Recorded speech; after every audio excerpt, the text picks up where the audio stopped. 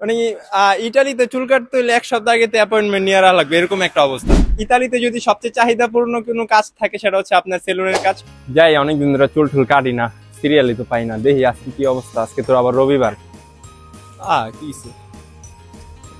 কি রে ভাই, এই যে ভিতরে আহামরি অবস্থা, এই অবস্থায় কেন? আসসালামু আলাইকুম, কি হলো বাইরে দাঁড়ায় আছো?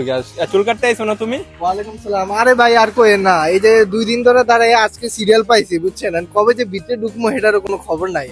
এত সিরিয়াল মানে অনেক রাশ ভাই, আর কইেন না, মাথা মতো আমার। হ্যাঁ কি কয় যে একজন পাকিস্তানীও ভাইও আছে। भाई साहब आप इधर क्यों कर रहे हो, अंदर जगह नहीं है? मैं बाल कटवाने आया हूं, मेरी कार से बारी नहीं आ रही, यहाँ पे इतना रश होता है। आज फिर हम वापस चले जाएंगे। तो आज बारी नहीं हमारी आ रही यहाँ पे। এই সিরিয়াল তাড়াতাড়ি পাইতে চান, আমি তো ওই কম্বল খাতা নিয়ে এদিকে আহেন, তাহলে কিন্তু 7 দিন পরে হইতে পারে। ঠিক আছে, আমি গেলাম, আমার মাথা। हम भी अब जा रहे हैं क्योंकि हमारी बारी नहीं आ रही। ठीक है भाई। अल्लाह हाफिज।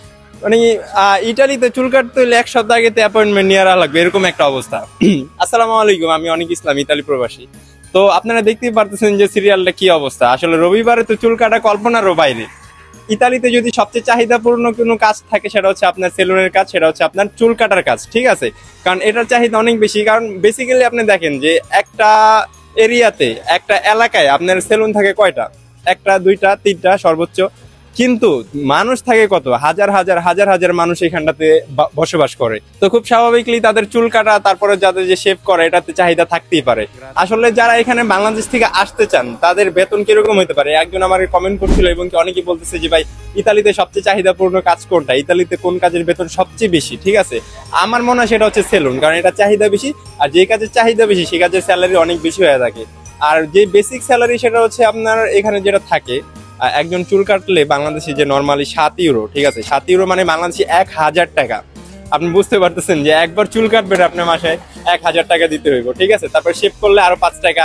তো অনেক সময় দুইটা মিলে 10 টাকা হয়, 12 টাকা হয়, 15 টাকাও নয়। সেটা হচ্ছে আপনার সেলুনের উপর ডিপেন্ড করে। আর ইতালিয়ান যে সেলুন, ওইখানে আপনার চুল কাটাই মনে হয় আমার 10 ইউরো, মনে হয় না, আমি গেছিলাম, চুল কাটাই 10 ইউরো নিয়ে যায়।